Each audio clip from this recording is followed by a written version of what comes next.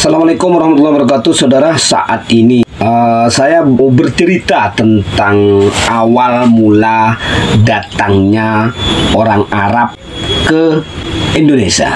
Tapi dengan catatan orang Arab bukan wali ya. Beda lagi dengan wali. Karena Wali Songo itu ada beberapa saf atau ada beberapa seri. Di antaranya Dewan Wali pertama, Dewan Wali kedua, Dewan Wali ketiga, Dewan Wali keempat, dan Dewan Wali kelima.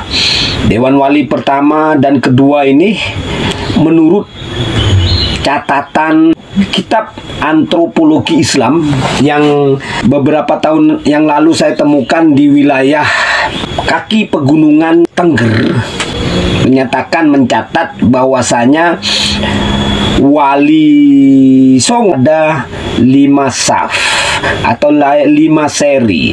Dewan Wali pertama, Dewan Wali kedua, ketiga, keempat, dan kelima. Itu wali. Yang Dewan Wali pertama kedua ini asli dari tanah Arab sana ya. Entah dari mana, tidak disebut wilayahnya. Kemudian Dewan Wali ketiga, keempat, kelima itu sudah asli orang Nusantara semua, atau murid-muridnya dari Dewan Wali pertama dan Dewan Wali kedua. Ini menurut catatan kitab antropologi Islam. Sekarang kita akan membahas tentang orang Arab yang datang ke Indonesia pada saat itu antara tahun 1500-an. Bangsa penjajah kolonial, ada beberapa negara ya pada waktu itu, yaitu Belanda, Jerman, Spanyol, Inggris, Portugis. Ini saling berebut untuk masuk ke wilayah Nusantara yang saat ini bernama Indonesia. Akan tetapi sisa-sisa pasukan kerajaan Majapahit angkatan lautnya itu berusaha sekuat tenaga untuk mempertahankan wilayah Nusantara agar tidak dimasuki oleh penjajah. Dahulu direkrut menjadi satu untuk mempertahankan Nusantara. Jadi sangat sulit pasukan penjajah pada waktu itu untuk masuk ke wilayah Nusantara. Kemudian pada tahun 1511 Kerajaan Malaka itu keluar dari barisan pemersatu Nusantara karena dirayu oleh kolonial atau dirayu oleh penjajah untuk ikut bergabung dengan mereka. Lalu masuklah pasukan penjajah ini awal mula ke Malaka, masuklah melalui perdagangan. Kemudian para penjajah itu meminta izin untuk membangun benteng pertahanan di areal kerajaan Malaka. Bla bla bla bla bla bla bla. Akhirnya ada perlawanan dari masyarakat Malaka kepada penjajah ini ya saudara, yang merasa curiga kenapa sih mereka membangun benteng dan lain-lain, sedangkan pada masa itu mereka dalam posisi aman. Lalu pada masa berikutnya terjadilah pertempuran besar antara pasukan penjajah melawan kerajaan Malaka yang berhasil dengan kemenangan pasukan penjajah, sehingga kerajaan Malaka ditaklukkan. Langkah berikutnya, penjajah mengetahui sejarah dari Nusantara, yang mana Nusantara ini dipersatukan oleh kerajaan Majapahit dari Pulau Jawa. Jadi kuncinya adalah Pulau Jawa harus dikuasai dahulu untuk menancapkan kekuasaan mereka di Nusantara. Lalu dari wilayah Malaka, penjajah itu menuju ke Sunda Kelapa. atau kerajaan Sunda. Sistemnya sama dengan yang di Malaka, mereka berdagang, membayar upeti yang sangat besar daripada upeti-upeti pribumi pada waktu itu kepada Raja Sunda. Lalu setelah lama-kelamaan, penjajah ini meminta izin untuk membangun benteng di Sunda Kelapa atau membeli suatu wilayah untuk mereka tempati sebagai pusat kegiatan mereka. Bukan perlawanan juga terhadap Belanda, namun dapat dipatahkan karena pada waktu itu ekonomi penjajah sangat besar ya, memang didukung oleh ekonomi yang mumpuni. Kemudian terjadi perjanjian antara penjajah dengan kerajaan Sunda yang dicatat di dalam prasasti atau diabadikan di dalam prasasti Sunda Portugis. Nah, dari situlah awal mulanya. Kemudian penjajah bergantian dari Portugis, kemudian ditempatin oleh Jerman, ditempatin oleh Spanyol, ditempatin oleh Inggris, ditempatin oleh Belanda, dan seterusnya. Para penjajah itu bergeser dari Sunda menuju ke Jawa Tengah dan membuat kekuasaan kecil di Jawa Tengah. Lalu mereka mencoba masuk ke wilayah Jawa Timur. Akan tetapi di wilayah Jawa Timur mereka penjajah sangat kesulitan untuk menundukkan wong-wong Jawa Timur yang saat itu dikomandani oleh angkatan lautnya. Penjajah mulai menguasai Sunda.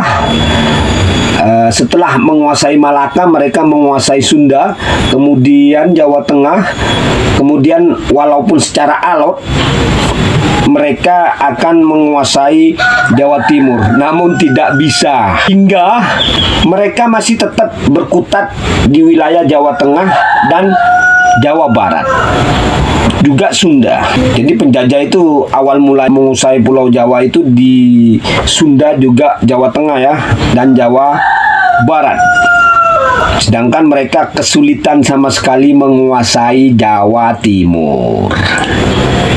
Sangat lama sekali ya saudara. Dari dua provinsi itu, Belanda mencoba menguasai Jawa Timur dengan taktik adu domba, menguasai Jawa Timur, namun tetap tidak berhasil. Ketika itu mereka mengirim mata-mata ke wilayah Jawa Timur untuk mencatat budaya wong-wong Jawa Timur itu apa.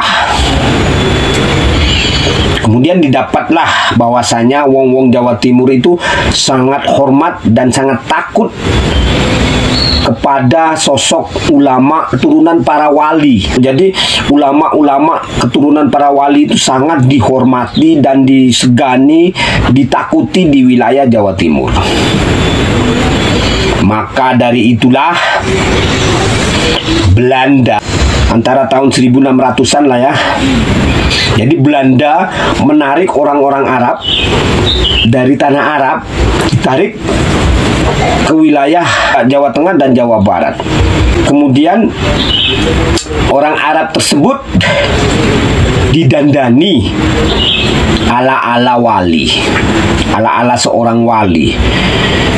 Dan mereka menyebarkan isu, menyebarkan gosip bahwasanya orang-orang Arab yang ada di Pulau Jawa itu adalah keturunan para wali pada waktu itu, pada masa Belanda ya. Menurut catatan kitab antropologi Islam, pada masa itu memang ada orang Arab yang betul-betul keturunan para wali. Akan tetapi tidak sebanyak dengan orang-orang Arab didatangkan oleh penjajah pada waktu itu ya saudara.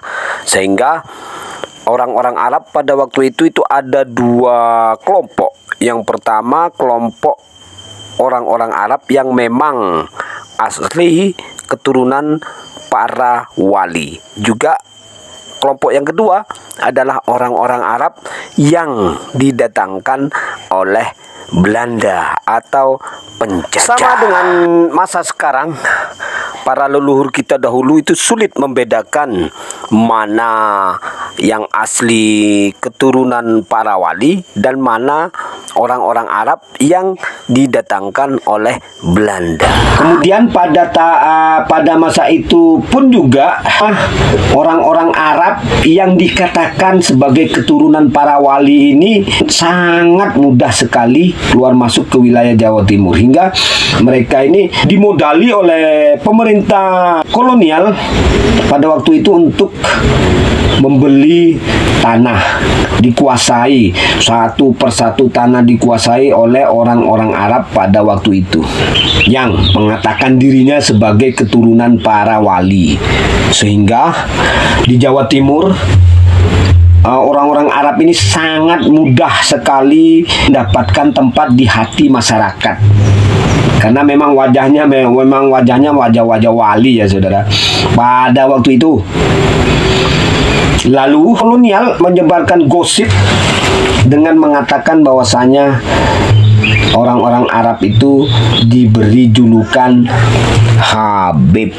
Walaupun dengan menggunakan orang-orang Arab yang menyamar menjadi keturunan para wali pada waktu itu, namun kolonial masih merasa kesulitan untuk masuk ke wilayah Jawa Timur. Dalam sejarah yang tertulis di beberapa media mengatakan bahwasanya betapa hebatnya Jawa Timur menyerbu Jawa Tengah, kemudian menyerbu Jawa Barat, termasuk Sunda juga diterbu. Setelah dapat menyerbu posisi-posisi penjajah pada waktu itu, hingga sampai ke wilayah yang akhirnya dinamakan sebagai Jayakarta, yang saat ini menjadi wilayah ibu kota Indonesia, yaitu Jakarta. Akan tetapi Belanda kembali melakukan politik adu domba dengan menggunakan orang-orang Arab yang disamarkan menjadi keturunan para wali. Akhirnya sebagian besar pasukan terpengaruh, sehingga tidak ada lagi perlawanan-perlawanan yang dilakukan kepada kolonial pada waktu itu di wilayah Jawa Tengah dan Jawa Barat. Sedangkan di wilayah Jawa Timur, kolonial merasa kesulitan untuk masuk ke wilayah Jawa Timur. Sampai pada tahun 1611, kolonial berhasil memperdaya kerajaan Mataram Baru dengan taktik politik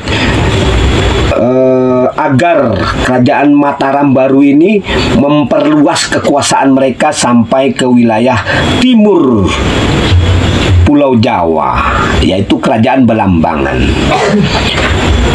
yang berhasil menguasai wilayah Surabaya, Pasuruan. Namun di Pasuruan, usaha dari kerajaan Mataram Baru ini untuk memperluas kekuasaan mendapat perlawanan dari masyarakat Pasuruan yang dipimpin oleh Untung Suropati.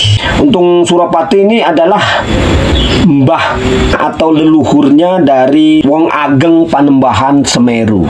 Jadi perlawanan-perlawanan yang diberikan oleh Untung Suropati pada masa itu sangat berarti ya saudara.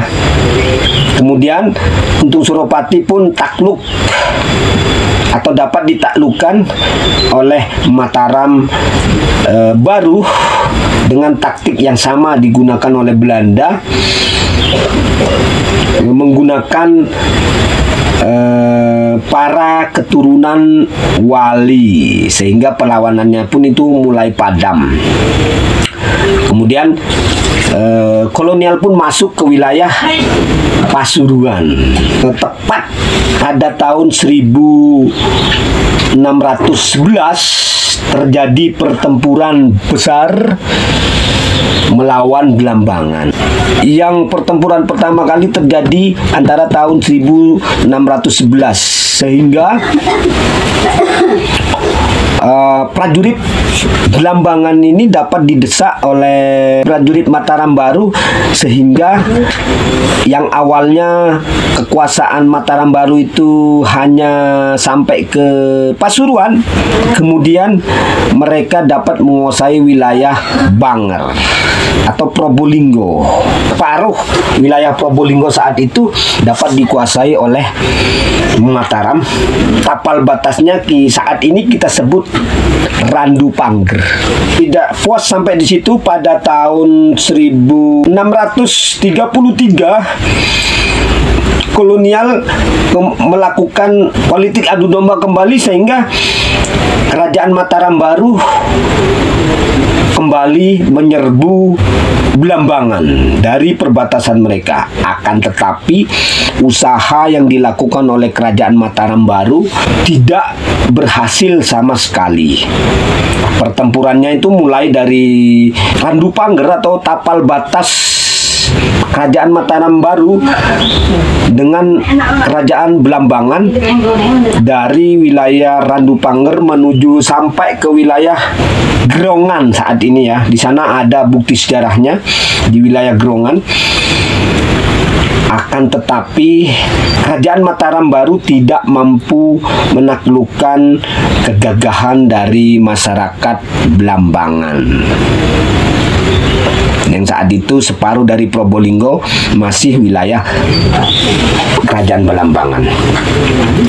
Itu pada tahun 1633 pertempurannya cukup hebat ya saudara, sehingga hampir keseluruhan prajurit Mataram itu selesai di bumi Blambangan.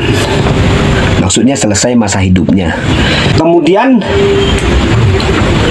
karena dipandang sudah tidak mampu untuk melawan Blambangan, kerajaan Mataram Baru meminta bantuan kepada kolonial yang berada di Jawa Tengah dan Jawa Barat untuk membantu mereka melebarkan kekuasaan sampai ke wilayah timur Pulau Jawa. Nah, inilah tujuan utama dari penjajah untuk memporak-porandakan wilayah Jawa Timur.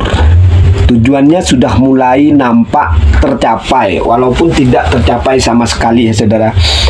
Kemudian pada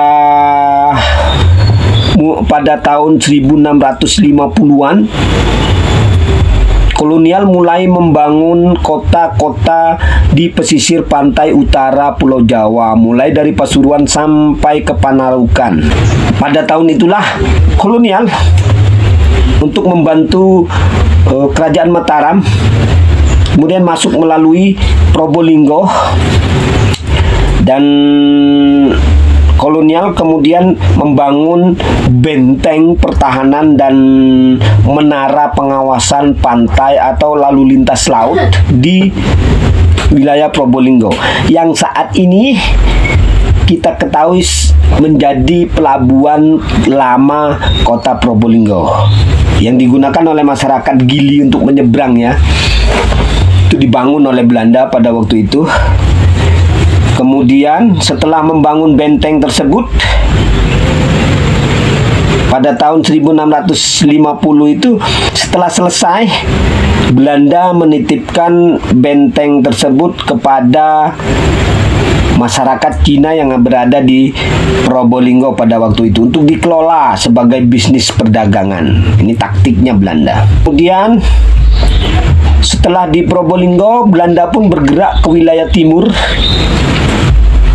dan membangun benteng pula di wilayah Panarukan. Dari wilayah Panarukan itulah Belanda kemudian menyerbu kerajaan Blambangan dan terjadilah pertempuran yang sangat hebat yang sangat hebat dan membuat Belanda merasa rugi besar pada waktu itu, juga membuat banyak sekali pasukan dari kerajaan Mataram baru yang masa hidupnya selesai.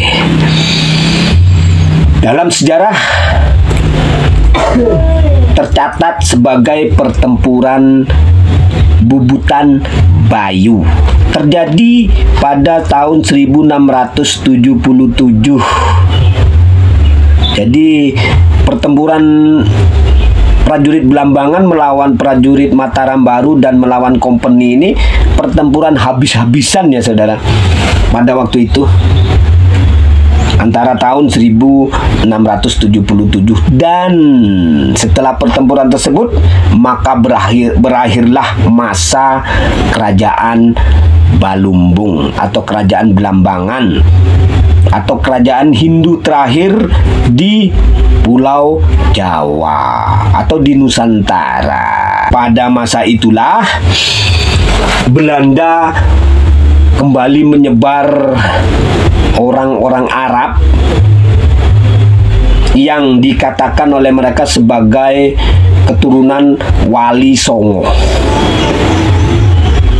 sehingga masyarakat Jawa Timur, terutama masyarakat Probolinggo, merasa hormat dan sungkan kepada mereka. Katakanlah pada waktu itu wong Arab ini dikatakan sebagai keturunan Wali Songo. Tepat pada tahun 1743 kolonial menagih hutang kepada kerajaan Mataram agar membayar atau melunasi hutang yang mereka tanggung atas bantuan kolonial berperang melawan kerajaan Belambangan pada waktu itu. Akan tetapi kerajaan Mataram baru ini tidak mampu membayar hutang terhadap kolonial, sehingga pada saat itu kolonial meminta wilayah Belambangan untuk diserahkan kepada jajah sebagai ganti bayar hutang. Mulai dari wilayah Surabaya, Pasuruan, Probolinggo, Lumajang, Jember, Bondowoso, Situbondo, dan Banyuwangi itu masuk ke wilayah kekuasaan Belanda atau kekuasaan penjajah.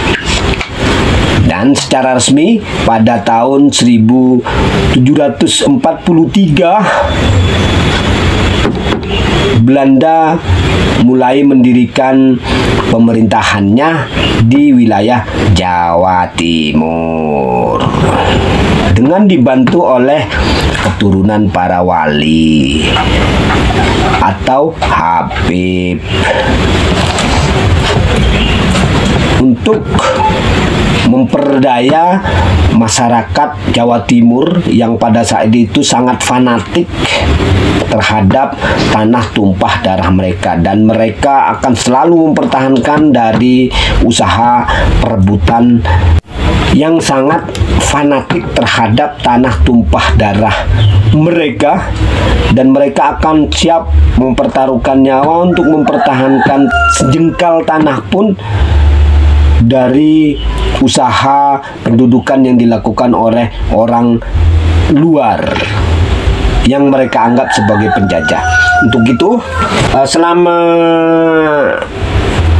menduduki wilayah Jawa Timur, Belanda terus memasukkan orang-orang Arab pada saat itu yang dikatakan sebagai keturunan para wali, yang awalnya oleh Belanda dijadikan sebagai tenaga kerja. Karena orang-orang Arab kan kita sudah tahu semua, badannya kekar, tenaganya gede, jadi dikhususkan untuk membangun hunian atau rumah atau kota yang dirancang oleh Belanda pada waktu itu. Terakhir pada tahun 1806 Belanda secara besar-besaran mendatangkan tenaga kerja dari Arab untuk membangun proyek yang namanya Jalan Anyer Panarukan, yang saat ini menjadi jalur Pantura di Pulau Jawa. Kalau tidak salah 1000 km ya, entahlah yang benar yang mana. Ada yang menyebut 1000 km, ada yang menyebut lebih dari 1000 km.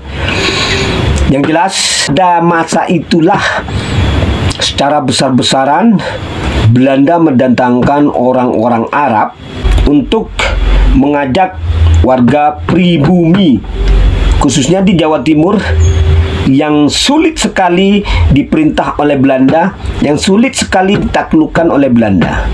Karena itu Belanda menggunakan orang-orang Arab supaya membantu Belanda untuk menyelesaikan proyek Anyer Panarukan dan proyek-proyek yang lain, termasuk pembangunan dam, sungai, dan lain-lain, yang pada saat ini 2024 banyak masih peninggalannya, yang peninggalan kolonial, dam, splitway atau sumur di dalam sungai itu masih utuh di wilayah Jawa Timur, terutama di wilayah saya, Probolinggo. Banyak sekali peninggalannya. Mulai saat itulah terjadilah seperti catatan dalam sejarah, yaitu kerja paksa yang dilakukan oleh Belanda terhadap warga pribumi atau warga Jawa Timur. Kerja paksa tanpa dibayar, tanpa dikasih makan, mati, dibuang, nyari lagi. Nah, jadi secara tidak langsung wong-wong Arab yang dijuluki sebagai Habib ini dahulu ya, yang dikatakan bahwasanya mereka adalah keturunan para wali, sehingga masyarakat Jawa Timur pada waktu itu menghormati yang namanya keturunan para wali. Di belakang Belanda itu ada keturunan para wali, sehingga masyarakat pun tanpa perlawanan menurut apa saja yang diperintahkan oleh penjajah. Ini diakui atau tidak, sejarahnya terjadi dan tercatat di dalam sejarah Nusantara. Terserah Anda mau mengakui atau tidak, terserah. Itulah awal mula sejarah tentang masuknya orang Arab ke wilayah Nusantara, yang dimulai dari Jawa Barat, Jawa Tengah. Pada waktu itu kolonial sudah yakin jika Pulau Jawa dapat dikuasai, maka seluruh Nusantara akan takluk. Itu politik Belanda. Saat ini di Pulau Jawa akan dikosongkan dari pusat pemerintahan. Bisa dikatakan ibu kotanya dipindah ke Kalimantan. Entah apa tujuannya, saya kurang paham. Yang jelas sudah terjadi pemindahan ibu kota dari pusat Pulau Jawa menuju ke pulau lain. Intinya Pulau Jawa akan dikosongkan dari sistem pemerintahan pusat. Itu sudah ada yang ngurus. Saya tidak mau tahu. Yang jelas saya cuma bercerita sejarahnya. Pulau Jawa adalah pusat dari peradaban Nusantara. Jika peradaban Nusantara dihilangkan, maka akan terjadi sesuatu hal yang sangat besar di wilayah Nusantara. Entah itu apa. Dan saat ini sejarah berulang, atau masyarakat Nusantara berteriak tentang Habib. Ini rame ya saudara. tahun 2024 nih rame dibahas tentang Habib yang bla bla bla bla bla bla tanpa diceritakan sejarah awalnya itu seperti apa, sehingga menimbulkan kemarahan dua kubu, sehingga masyarakat kubu pertama yaitu masyarakat yang masih fanatik terhadap Habib, dan yang yang tidak fanatik ini saling berkuar-kuar dan berkecoh-kecoh. Saya sebagai sejarawan hanya dapat bercerita awal mula munculnya kata Habib. Zaman sekarang itu mengatakan bahwasanya Habib itu keturunan Nabi, sehingga tersebarlah silsilah sampai ke Rasulullah. Itu hak mereka untuk menentukan diri mereka. Saya cuma bisa bercerita sejarah awal mulanya. Dalam hal ini saya bukan meyakini atau bukan menolak bahwasanya Habib itu keturunan Nabi. Bukan menolak, bukan meyakini. Menceritakan tentang awal mula datangnya orang Arab di Nusantara. Wabillahi taufiq wal hidayah. Wassalamualaikum warahmatullahi wabarakatuh.